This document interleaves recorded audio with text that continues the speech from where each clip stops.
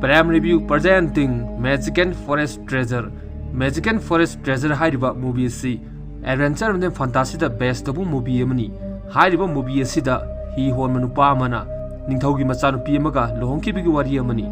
Magical Forest Treasure hairiba movie sina haubada samudra amada jahas amabu lakpa ikhoidu holei. Hairiba jahas asida rang changnaba mi kaya amadi Hihonba mi kaya ama laklami. Matam asitadi Hihonba nupa Amana Jahas ki captain oiba pamana maram oibana mahakki mamangda captain ki mangdun lerami adubu makhoi gi laklinaba mi amana mahakki masada ising haijanduna aikhoi naujik lakli Muhammad si Rus ki ningthau konunga leiriba Boris sairiba ningthau adugi Muhammadu yaudore yamna thuna hogolo hairami nupa asing mamingchu Iban kromi mathang numita makhoina Rus ta leiriba Boris ki ningthau konung Muhammad sibu jawrlami ningthau konung asida namu ningthau wariba Boris asina Muhammad si leiriba paisa jamna pairaba Paul Kal hairiba nupa asida asumna hairami nakhogi akhoi ga handakti yamna thuna mari mata ama oigadawre hairami adudagi Paul Kana Boris ta asumna hairami nakhogi akhoi ga mari mata oiba haibasidi nangi na chanupiga aigi chanupa David ka luhongna matungda oigadabani hairami adubu Boris na asumna hairami aigi chanupi si yamni chamjaba nupi mani aduna mahak asibu aina gyan tanabagi haigi hairami asigi matungda ningthau Boris na maki machanupi anyagi manakta laklami aduga musu mahakki machanupida asumna hairami ichanupi nangna Muhammad sileiriba Paul Kal hairiba nupa adugi machanupa David ka luhonggadabani hairami adubu anyanadi mahakki mapada asumna hairami ipa aina jo hana mamangda nangonda haikhaba natra aigi punsi asidi atop mahamda chattuna koy pami adugi simathakta mahamamada phajana leibudu pamde masina maram oibana ai luhongbudu ngamoi hairami adubu mapa Boris na mu mangonda asumna hairami Paul Kana akhoi dama asuk jamna tawiribasi nangna khangdabra adugi simathakta akhoi ningthau konung asida mahangna fajarba rangdu sangbiribasi nang khangdabra hairami adubu mu machanupina mahakki mapada pakhum asumna pirami Paul Kana akhoi da marup sing ai asi sport amadi catching slot ki fan amani aduna aigi knowledge sidaduna nungtigi profit fangi aduna aina 1x game interface support amadi fun withdraw tawba 1x apps asida game makhal jamna fangani khudam oina kar hairiba sida aigi favorite game di crash ni ai hojik rupees 4000 hapchalaga game asi sanage jengu marup sing play na si jengu hojik ti aina winner oire marup sing link adu aina comment section da pin tawduna hapcharange aduga aigi promo code sinaduna registration tawro amuksu fangani free cash bonus ahanba deposit tawdasu 150 free spin fangani hoida mateng adug jamna tawba tarbasu ainedi mahaki machanupaga lohonga pamde harami adudagi mu mahaki mapana machanupi aniada sumna harami David hairiba nupa asi mapalamda larik fajana tamdun lakpa adugi samathakta makhoidi paisa jamna paibani nangna karigumba mahaka luhongba tarabadi nangi punsidu yamna nungaina laigini hairami adubu machanupi nadi mahaki mapana hairi wasi tadabida Muhammad sidagi chakhirami adudagi ningthau Boris na Paul Ka gi manakta changchandana sumna hairami Paul Ka nang karimta khangenu aigi chanupi asibu nangi na chanupaga lohongnabugi damak ai fajana themge hairami Mathangi numita mok hi edu tongdu lakhiba Iban gi timasi ningthau Boris ki kunung asi laklami matam mastadi Boris na ningthau kunung asi gi mathakta hameng amaga loinana sanadu leiriba ania haribu nupi urami asina maram oibana Iban na ania asi pambadagi mahak su yum asi gi manung changnabagi damak mahak asi rang sangba saduna mahakki masada rang asi haijalami asig matung Iban asi yum asi gi manung da changlaklami asig matung Iban na yum asi gi manung da rang sangdu leiri matam masida ania haribun pisisu mahakki marup singa leirami hari matam asdadi Iban na aniana tawribasi dum jengnu leirami madudagi mu aniana mangon sumna hairami nagna Muhammad si laklibasi rang sangba laklibra natraga aibu yengba laklibra hairami masina maram oibana Iban na aniada pakhum asumna piramni tasengbada ai asi rang sangba mi amanate Hihonba mi ni nangina sa asibu jengngbadagi yum asing manungga changlakpani hairami adugi simathakta makhoi ni si Muhammad sida langnu leirami matam aslong Iban na aniagi damak yamna nungsiraba isai amsu sakpirami hairiba matam asdamu aniana asumna khalami Iban hairiba nupa asi aigumluba icham chamba nungai thokun leiba mi amani haini khalami adugi simathakta Iban na aniada asumna hairami aigi punsi asidi enjoyment tawduna tongan mahamda chatuna leiba pami hairami Iban gi wahas tabada mu aniana mangonda sumna hairami aisu nangna khaliba adugumna tawu pami hairami aniagi wahas tabadam Ibana pakhum asumna pirami adudi fare nangna adum tawu pamlabadi aikhoi gi jahas asi hore numida waram hankargani jahas aduda nanga loinana chakhra hairami adubu aniana mu asumna hairami aidi nanga loinana chatpa yaro hairami asina maram oibnong ibana aniada sumna hairami nangna lakpa laktaba aidi khangde jahaz atuda nangbu lakpa ngaigani haiduna makti maham masidagi chatkirami ibana chakhar matung damo aniagi manakta mahaki mapa Boris laktuna mangonda sumna hairami hayeng numit asi David hairibu nupa adu lakani nangna David ka soina unagadabani hairami nongala matung damo ningthau kunung asida David hairibu nupa asi laknabagidamang maham masida mi mayamna langnu leirami aduga smatakta David na lakpa matam asida aniana mahaki ka asidagi doorbell ama sinaduna yengba matam asidadi aniagi marup asina mu mangonda sumna hairaklami David hairibu nupa asidi masak jamna fazai hairami asig matungda ania amari David makoinisi unarami aduga smatakta David na mahaki maramda aniada hairami nakal amaramdana mu iban gi jahaz asi ningthau kunung asibu thadoktuna chatlaga haina tawring matam asidadi iban asi jahaz asidagi kumtharga haina tawrami asina maram oibna mahaki marupna mangonda sumna hairami nang nungsiriba ania hairibu nupi adudi ningthau adugi machanupini karimta oiroi aikhogi loina chatlasi hairami adudagi mu ibana pakum asumna pirami mahaka igadi nungsinaba hawrabani mahaka lohongba tarbadi aigi punsi si nungairagani haiduna ibandi maham asi lehorami ningthau konung asidana mu David na polang amagi manungda phajan thamliba masak yana fajaraba nupi amabu aniada jengalami adudagi aniana David ta sumna hairami nangna karigidamak nupi asibu phajan thamlibunu hairami adudagi mu David na pakum asumna pirami nangna nupi asigi fajaraba masak asibu jenganu ma asi yana fatraba maibi amani haiduna polang asidagi laktholong matungda David na nupi asida sumna hairami nanggi aseng saktam adu olu hairami adudagi nupi asina mahaki aseng saktam yamna chawrba uche ama olaglami adugi samatakta uchek asidagi mai myam tholaglami asina maram oibana ningthau kunung asi leiriba myusing asi uchek asibu ubada yamna kirami adudagi mu aniana David ta sumna hairami nangna uchek asibu thadoklibasi mahakti maham asidagi chenkhigadra hairami adubu David na asumna hairami mahak asidi aina control tawdun thamlibani haiduna David na mahaki makuta siriba khudop asibu sinnaduna uchek asida mu asumna hairami mai kamo hairami adudagi uchek asina mai kamaku matam asidadi David na maya mamangda uchek asina kamlagliba mai asibu ngaglami asina maram oibna maham asi leiriba myusing asina David asi yamna haitoi singtoibini haina khalami hairiba matam asidadi ibal asichu ningthau kunung asida jawraklami ningthau kunung manung asida ramu Borisna mahaki machanupi aniada sumna hairami David na khoini si ngahak mafam aduda sakhangne nabagidam laikho hairamduna Boris amadi polkal asi maham asidagi chatkirami asig matung David na ania asibu khudong chaba lauraga haina tawring matam astadi makhoin leri maham asra ibana si changlalami asina maram oibna David na ania da khudong chaba lawungamlamde asig matung David na iban ga manakta changchanduna maki mamit aduda spray ama kamjilami masina maram oibna ibana si mamit asi thublami madudagi amu aniana David ta sumna hairami nangna karigidamak mahak asi fajalibno amuga thadok ko hairami adubu David nadi maham asi leriba sibai sing sida asumna hairami iban hairibu nupa asi aina nupi ama phajan thamliba jel adu thamlusu haiduna iban asibudi puhankhirami asigi matungdong David na ania asibu khudong chaba laurga haina tawba tam astadi ania asidi matam asida iban lakpan maram oibna mahakti maham asi thadoktuna chatkirami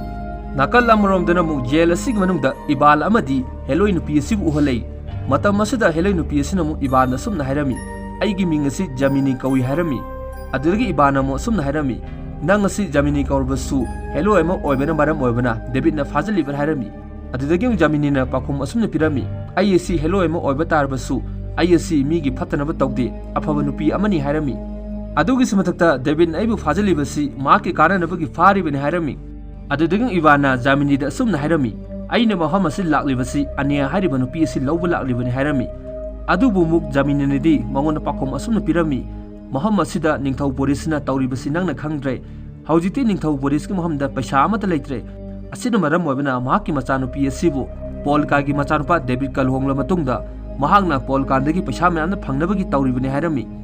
Jamini gi wahstabdang ibana sumna hairami ningthau gi mahamda paisa leitraga polka gi manaktana matau karamna paisa leiribno hairami asina maram oibna mu Jamini na pakum asuna pirami aikhoi leiriba ningthau kunung asigi nakalomda leiriba jangal asida sakti leiriba myo kyamna lei adugi smatakta Muhammadu sana lupa myamna lei hairiba Muhammadu dagi polkal amadi David na sana lupa adu makoina loni Loukhiba masina maram oibna makoina Boris ki machanpiga luhongnaba tawribani hairami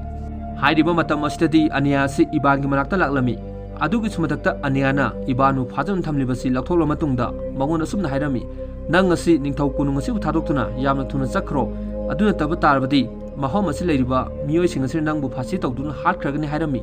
adudaging ibana aniada sumna hairami aina jungle aduda chatla matungda sara lupa myana porakani asig matungda nangi napada utuna nanga loine lohongani hairami hariba matam astadi mung jaminina maki mahamdagi angang machugi bol amu puthokuna ibana piduna sumna hairami hariba bol asi sakti yago boni bol asina nangi lambi bu takani haiduna bol asi galonena ibaldi maham asidagi chatkirami mathangi numita mung ningthau borisna maki machanupi anayagi manakta laktuna mangonda sumna hairami aina tabada nang asi Hihonba nupa amaga nungsinai haina tai hairami adudagi aniana maki mapada pakhum asumna pirami hoi mahaka nungsinai iban haribu nupa adu icham chamjaba aigumani hairami madudagi mahaki mapana sauduna mangonda sumna haireglami nangna khangdrisi karigino aikhoigi ningthau kunung asi haujuk chana fawwa paisabu leitrabani masina maram oibuna nangna Paul kangi machanupa David kalohongma tarabadi bakhoi nekhoida paisa myana pirakani aduga nangna lohongdaba tarabadi aikhoida makhoina paisa amata piraklaroi amustu mahaki mapana asumna hairami nangna aigidama khandaba tarbasu maham asi leiriba praja asigidama khallaga Paul kangi machanupa David kalohong hairami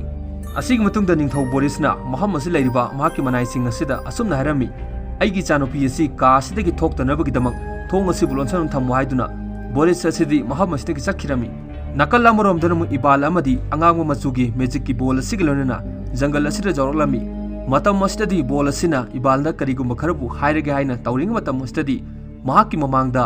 mina jen omba amana gitar khongnu lerami adugi smathakta migi jel asina ibarngi manakta laktuna mangonda sumna hairami nangna maham asibu lanthokturna chatke haiba tarbadi ai asibu maithiba pidaba tarbadi nang chatpa ngamoi haiduna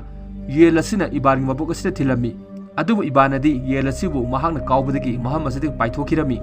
aduga ngsi yel asina ibana sumna hairami nangna chapa maham aduda aibusu amukta pubiyu hairami adugi smathakta aigi isa asidi loina tekhrabani paibusu ngamdre hairami adudaging ibana yel asida sumna hairami aina maham asi laklibasi sanarupa thiba laklibani aina sanarupa asi thiba halaglaga nanga loina chasi hairami adudagi mu yel asina ibana sumna hairami kariguma nangna awaba tarakpa tarbadi engonda hairo yangal asi leiriba kwaksing seju aig marup ngatani hairami asig matungda ibal amadi magic ki bol makhoini si sanathiba makhata na chakhirami ningthau kodung asidana mu anaya asibu aikhoidu halei matam asida mu aniana mahake ka asidagi matau karamna nanthokani haina jengdu lerami adugi sumathakta atopa ka amadana mu Paul kana mahaki masanpa David ta sumna hairami aikhoine jamna thuna ningthau boris asibu phamasi lakthola matungda aikhoine ningthau oina honasi adugi sumathakta maham asi leiriba sipai sing asi aina loina paisa piduna laikhrabani karigumba aina awaba tarak matamda makhoina aigi loina mateng pangakadobni hairami adudeng David na mahaki mapada asumna hairami ipa nang karimda khalunu ania adubu aina lohongnabagi damak hawjikti aina tapna mahakpu nungsiba hore adugi simatakta mahak nengonda nungsira matungda aina soidana mahaka lohongani hairami adubu mahaki mapa Paul kanamu mangonda sumna hairami nangna jamna chekchina laigadaba amadi lei ania hariba poliski machanupi edu iban hariba Hihonba nupa amaga nungsine haina tai asina maram oibna nangna iban hariba nupa adubu thiduna yamatuna hatokwa hairami nakal amaramdana mu iban amadi magic ball asiga lonena lakuma matam asitadi makoi pukhi amagi mapana jorami matam asida ball asina ibalda pukhi asida sana leibani haige toromi adubu ibanadi bon hariba si tadabida mamai le thoktur jengmu matam asitadi jungle asida yamna wanglaba una saba yum amasu lerami adugi matakta maham asida nupi myamna lerami tasengmudi nupi sing asi jungle asi leiba saing chaba heloi ngato erami adudagi mu heloi amana ibana sun haireglami nangna maham asi laklibasi kaidoba laklibanu hairami adubu ibanadi pakhum asuna pirami aina maham asi laklibasi sanalupa thiba laklibani hairami hairiba matam asitadi maham asidagi mu heloi ma laktuna ibana sumna haireglami adudi fare aikoi yum asig manung changwa hairami matam asitadi mu ibana yum asig manungda kari leibanu haibadi khangdabana maram boibana yum asig manungga changaklami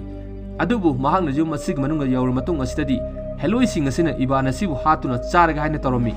asiguma mayam asi obana ibana maham asi leiriba thaugi bottle amabu mai chaktun leiriba manung asi langchilami asina maram boibana makhoi yum asi loina kairami ningthau konungdana mu aniana jamini gi manakta laklami aduga muksu mahangna jamini da sumna hairami David haribu nupa si karma nupano yamna fabra aingonda mukta hairo hairami adubu jamini nedi aniada pakhum asumna pirami ai nangonda matau karamna mahakki maramda hayo haibano David haribu nupa si yamna phattaba nupani mahangna ibu matam punamakta control tawdun lerebani mahakki makuta siriba khudok aduna Adubu aina nangonda haijau haibadi Iban haribu nupasi icham cham nupani mahangna su nangbudi yamna nungsijabani adubu nangna Iban gidamang kari tawgodabuna haibadi nangna thokpa tawro hairami nakal amarom mung jangal asida fattaba maibi sing asina Iban asibu mai asig mathaka thamduna nang asibu aikoina ngasidi soidan charagani hairami hariba matam astadi Iban ga lakminakiba magic ki angang bol asina makhoi myam sing asig manakta laklami masina maram wabna maham asi leiriba maibi asina bol asi paikhatuna Ibal da sumna hairami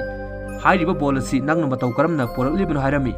adudagi Ibanna maibi asida sumna hairami hairiba bol asi Jamini hariba nupi duna aingonda pirakpani hairami masina maram oibna nupi asina Iban asibu thadoklami karigi thadoklibuna hairibadi Jamini hariba nupi adu hairiba maibi asigi machanupi orami nakal amorom dana mung ningthougi asida Jamini na maki sakti asibu sinaduna anyagi mamangda janganda fadun leiriba Iban sakta masibu uholei asina maram oibna anyana Jamini da sumna hairami karigunu Iban asibu jangal asi leiriba miyoi sing asina fadun leiriba si hairami adubung Jamini na mangonda pakhom asum pirami jangal asi leiriba miyoi sing asi aikoi gi family ngatani makhoi si saing jaba ngatani adu moidamak Iban da aina pikhiba magic ball aduna maram oibna aikoi gi family aduna Iban mode thadoktung leire hairami adubu jangal asida namu Jamini gi mamana Iban photo kya amum jangalami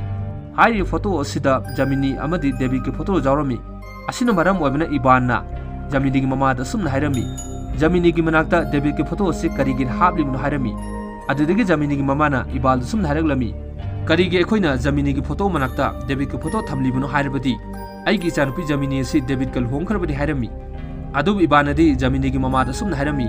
nangi na chanupi Jamini asi hojik David na polang ma da phajanduna hojik otuna naidun leiribani hairami Iban ge wai stabada Jamini gi mama na saroduna Muhammad si leiriba makhoi gi heloi sing asida asumna hairami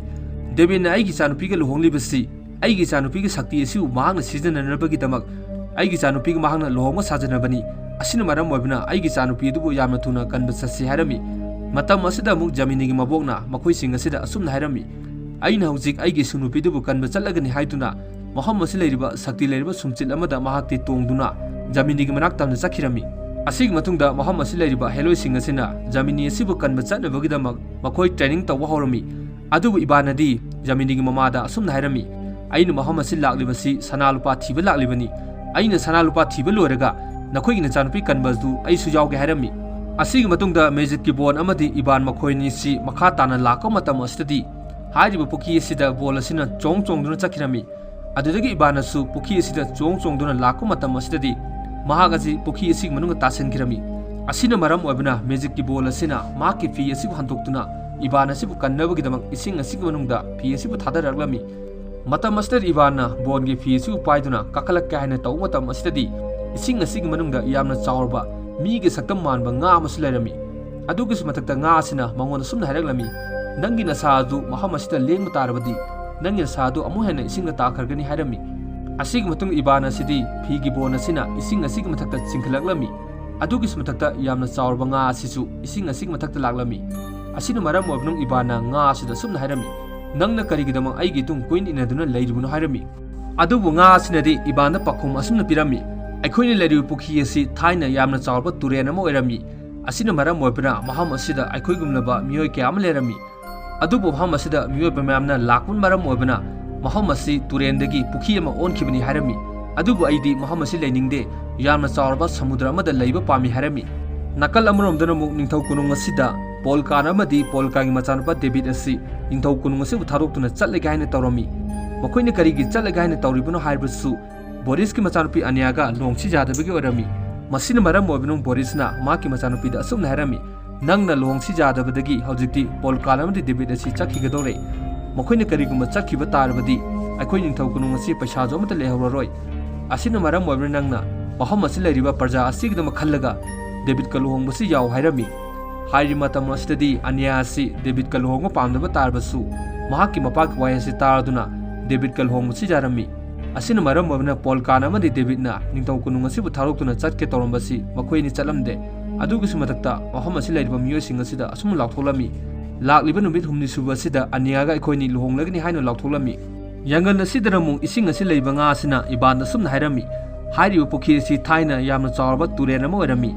hairiba turen asida thaina business tawba jahas kya ama laklami adubu jahas sing adu ising manunga luppadagi sana lupa mayamna ising manung laiki harami madudagi mu ibana mangon sumna harami adudi sana sing adu kadai laige aingon amta piro harami adudi nga asina mu pakum sumna pirami nang na ibu samudada thadaba tarabadi sana lupa lefam adu aina takne harami adubu ibana di pakum sumna pirami nangina sa adudi adug yam chawri budubu aina matau karamna samudada pugadabna harami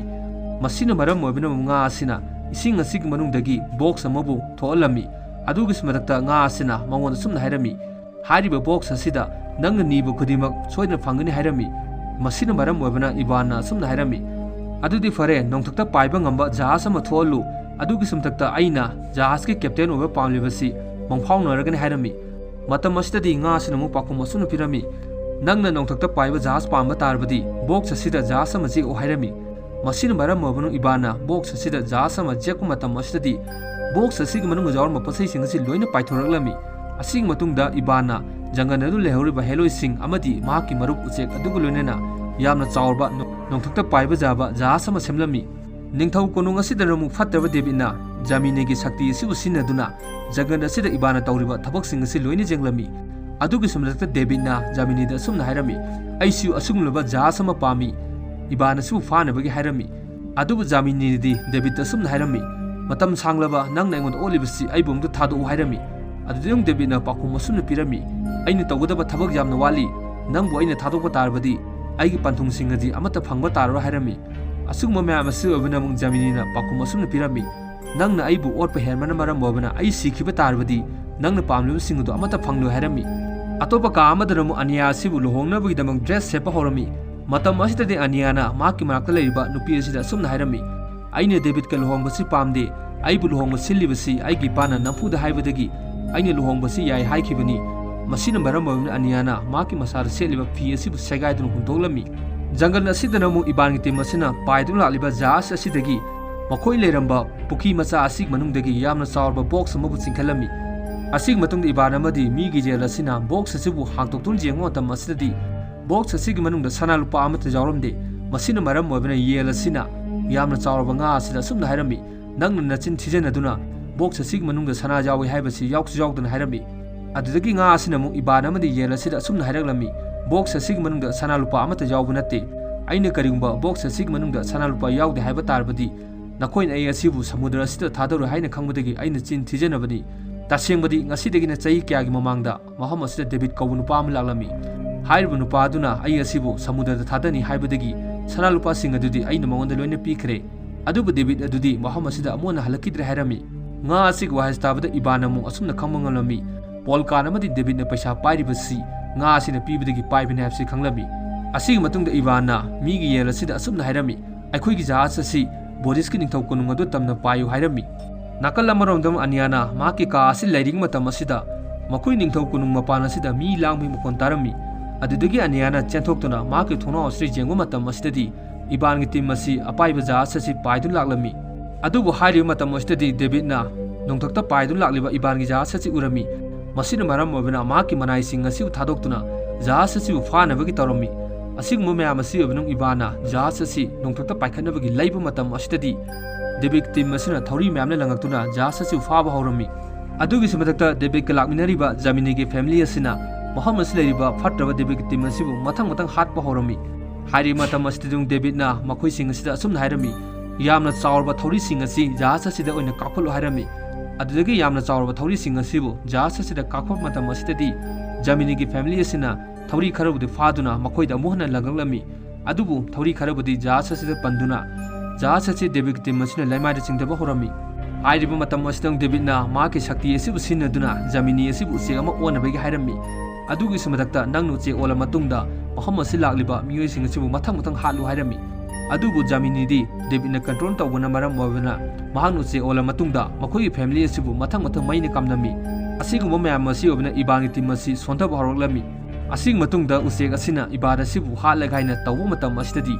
jahasida tongnu leiriba migi jel asina uchek asig mathak chongtharami masina maram obna uchek asi laimaida takhirami asig matung ibana maki jahasida palliba thori sing asi mathang mathang kakthal matungda aniagi manakta laklami adugi smadakta aniada sumna hairami aikhoini jahasida tongnu chakraje hairami adudagi ibana aniagi makhut asibu pairaga haina tawring matam asidadi laimaida leiriba David na telamamu ibana kalolami asina maram oibna iban gi thaba asda palami asig matung iban asi ising gi maasda takirami asina maram oibna ania si thawai yamna nungaramde nakal amonomdana mu mi gi yel amadi jamini gi family asina ising na takiba iban asibu kannabagi honarami adu mokhoni dik kanbang ngamlamde asig matung da aniana phajanu leriba jamini gi manakta laktuna sumna hairami iban adu bu sigada sirurda khangre maki manakta ai chatningi ai ge sakta masibu atopa sakta mamta olhan loharami masina maram oibna jamini na ania ge sakta masibu hanubi amagi sakta molami maham asi leriba mi amatana khangdanabagi damak adu gi smadakta jamini asi ania ge sakta onduna polang asig manung le haurami asig matung da aniana wanthanu leriba iban gi manakta laktuna mawona kiss tawrami masina maram oibna iban asi hinglaklami adu gi smadakta ibana aniada sumna hairami nangi nasa asibu sokpada aina khangi nang hanubi oba tarbusu nang aniani haraklami lingthau konung asidana mu polang asig manungda aniage saktam onnu leriba jamini asi lerami matam astadi maaki manakta David asi laklami adugi sumnakta David na aniani haina khanduna mangonda sumna hairami nang matau karamna maham asi leramli bunu hairami adudagi mu aniage saktam oliba jamini na pakhum asumna pirami aibu maham asida jamini na phajalamduna maakti maham asida chakra hairami asina maram obinung David na jamini du kongnabagi damak maaki makuta siribu kudok asibu sinaduna kauge haina tawmatam asidadi aniage saktam oliba jamini asina David ki manakta chansilaktuna manga tawriba si tinglami adugi samadakta mu aniage saktam lawriba jamini na David ta sumna hairami nangi nanakta sak asuglamna fajaraba ania ai leriba sibu nangna karigi damak heloi jamini gi khalibunu hairami asing matungda aniage saktam oliba jamini asina David ki makuta siriba kudok asibu samudra asigi makada langthakirami asing matungda aniage saktam oliba jamini na aniage kada lering matam asida hanubi saktam omba ania amadi iban makhoini si jamini gi manakta laklami adugi samatakta hanubi saktam oliba aniana jamini da sumna hairami hawjik aigi aseng saktam asi olalu hairami aduga jamini nadi mawon sumna hairaklami aina hawjik David ta laman khunggadaba jamna wali laman sing adu khumba loiraga nangi aseng saktam adu olhan ga hairami asig matungda aniaga saktam oliba jamini na mahaki mapa Boris ki manakta laklami adugi samatakta maham asi leiriba miyo sing asida sumna hairami mahaki mapa Boris asiu fanabagi hairami masina maram oibnong Boris na mahaki machanupi pakhum asi tabada ngakpa mudi phawrami amuksu pol kalamadi David asumna khalami hawjite aniana mahaki mapa asi fan khre haiduna makhoi haraujarami asing matunga David amadi aniaga saktam oliba jamini makhoini si luhongnabagi tawrami adugi smatakta maham asida hanubi ki saktam oliba ania si lerami adudagi David na mai khumjana leriba aniaga saktam oliba jamini gi maithong asibu hangthong matam asidadi mahaka luhongliba si atai kanam to eramde jamini orami adugi smatakta jamini na mahaki makut asina David ki mawaina thilami asing matungda mahaki masade tholakpa I asibu makhoina thaina luhongkhiba register asida sign tawrami amuksu jamini na David asumna hairami thaina mamangeda nang naibu luhongba sajinaduna sign tawba matam aduda nang sengdab I sizinaki adugi smatakta aigi I amadi aigi khudo asib sinaduna hawji phawba nangna ai asu phajin thamliba natra hairami asigi matunga jamini na hanubi saktam oliba ania sisu mahaki aseng saktam olalami hairiba matam astadi David asi maham asi thadokna chenkirami masina maram oibnung jamini na mahaki useki saktam asib onduna David asiu maham asida aduki mate lakna duna laman khumlami adugi smatakta ningthau kunung asida ibana phajana thamkiba aniagi mapa Boris asiu thadokna laklami tanda asidadi samuda aduda laikhiba migi nga amadi migi usi asi laklami adugi smatakta migi nga asina polkana sumna haireklami nangna aingondagi laukhiba sanasing adu yamna thungna piro hairami asig matungda polkala sibu ningthau Borisna mahaki manaising asida haiduna jail manunga thamnabagidam pudun sakhirami asig matungda ibana amadi ania makhoini si luhonglami makhoini luhongma lor matungda ibana amadi aniana mahaki mapa Borista bornira matungda makhoigi apai bajaba jahasi tongduna makhoi pithribi se kumnabagidam chakhirami sina se ulaga yamna nungarba movie asigi aroba oikhirami mayamna movie asibu nungai biruba tarabadi channel asibu chungchoi chodana subscribe tawbiramu